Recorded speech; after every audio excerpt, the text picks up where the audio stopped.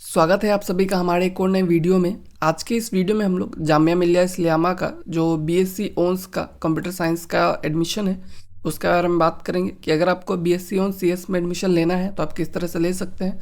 Course का details बताएंगे आपको, एलिजिबिलिटी, फीस, एडमिशन प्रोसेस किस तरह से है, सब कुछ आपको बताएंगे। तो वीडियो में आप एंड तक बने रहिए ताकि कोई भी चीज़ को आप मिस ना करें। तो सबसे पहले जान लेते हैं यूनिवर्सिटी के बारे में।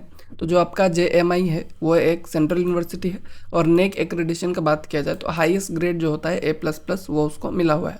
रैंकिंग का बात किया जाए तो कंसिस्टेंटली आपका टॉप 3 में रैंक करता है। इस बार इसका रैंक जो है वो 4th था। लोकेशन आपका जामिया नगर न्यू दिल्ली में लोकेटेड है और कैंपस जो है काफ़ी अच्छा है, एकदम बहुत ही हर तरह का जो फैसिलिटीज़ आपको यूनिवर्सिटीज़ में मिलना चाहिए वो सब आपको वहाँ पे मिल जाता है। ठीक है, उसके बाद बात किया जाए जो आपका कोर्स है उसके डिटेल्स के बारे में। तो कोर्स जो है आपका रेगुलर कोर्स है, ठीक है, फुल टाइम कोर्स है आपका। आप उसको पार्ट टाइम पे मतलब या फिर डिस्टेंस मोड पे नहीं कर सकते हैं। 8 सेमेस्टर का आपका ड्यूरेशन रहेगा, 4 साल का।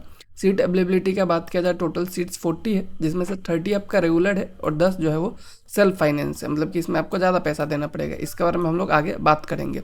इंट्रेंस एग्जाम का बात किया जाए तो जो आपका अराउंड जो है मिड मई में होता है, ठीक है, मतलब मई के बीच में रहता है आपका। जैसे कि लास्ट टाइम में आप जो आपका मतलब 2025 का एग्ज़ाम हुआ था वो 11 तारीख को हुआ था, 11 मई को।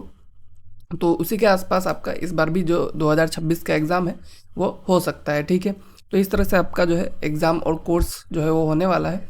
इसके बाद अगर बात किया जाए तो आपका फ़ीस और एलिजिबिलिटी क्या है इस कोर्स के लिए। तो एलिजिबिलिटी जो है आपका क्लास 12 जो है वो पास होना चाहिए। उसके बाद सब्जेक्ट आपका क्लास 12 में मैथ्स कंपलसरी है, तभी आपका एडमिशन हो पाएगा। और मार्क्स का बात किया जाए तो मिनिमम 50% मार्क्स जो है आपका इन एग्रीगेट चाहिए, मतलब टोटल मिला के 12th में से। एनुअल फीस जो है आपका रेगुलर सीट जो होता है उसमें आपका 15,000 है, ठीक है, पर ईयर फीस। बट अगर आप वहीं पे आप सेल्फ फाइनेंस पे जाते हैं तो सेल्फ फाइनेंस में आपको 50,000 देना पड़ेगा। तो सेल्फ फाइनेंस आपको थोड़ा महंगा पड़ेगा, 10 सीट से सेल्फ फाइनेंस के अंदर। बट अगर आपको रेगुलर सीट्स मिलता है जो कि 30 ही है, ठीक है, तो उसमें आपको बहुत कम पैसे में ही आपका कोर्स जो है वो कंप्लीट हो जाएगा। बट सेल्फ फाइनेंस में अगर आप जाते हैं तो आपको ज़्यादा पैसा जो है वो पे करना पड़ सकता है। उसके बाद रिजर्वेशन पॉलिसी जो है जामिया फॉलो करता है, इसके बारे में आपको पता होना चाहिए, ठीक है, तभी आपका मतलब अच्छे से एडमिशन होने का चांसेस रहता है। ठीक है, क्योंकि जो आपका जामिया है वो एक माइनॉरिटी इंस्टीट्यूशंस में आता है तो उसमें आपका रिजर्वेशन जो है वो रहता है। तो जो जनरल मुस्लिम कैंडिडेट्स है कि मतलब कि ओवरऑल जो भी मुस्लिम कैंडिडेट्स हैं उनके लिए आपका 30% रिजर्व सीट रहता है। और वहीं पे उसके अलावा मुस्लिम वुमेन कैंडिडेट्स के लिए आपका 10% रिजर्वेशन है। साथ में जो मुस्लिम OBC ST है उनके लिए 10% रिजर्वेशन है। तो 50% जो सीट्स है वो आपका मुस्लिम कैंडिडेट्स के लिए रिजर्व्ड है।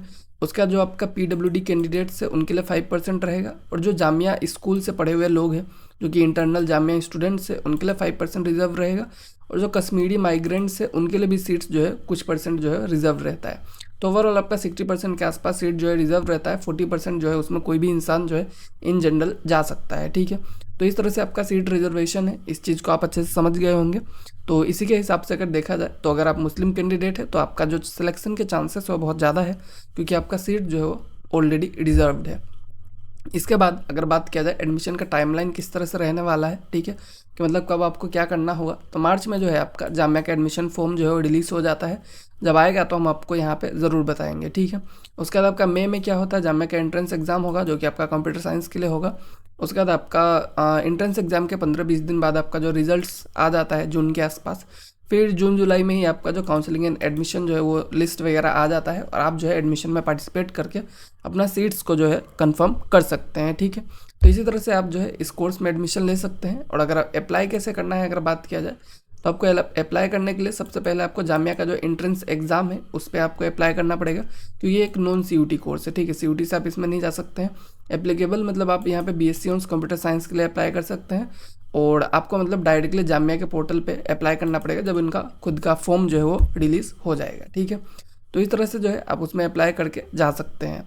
और अगर आपको वीडियो इन्फॉर्मेटिव लगा हो तो आप हमें कमेंट में बता दीजिएगा। Thank you.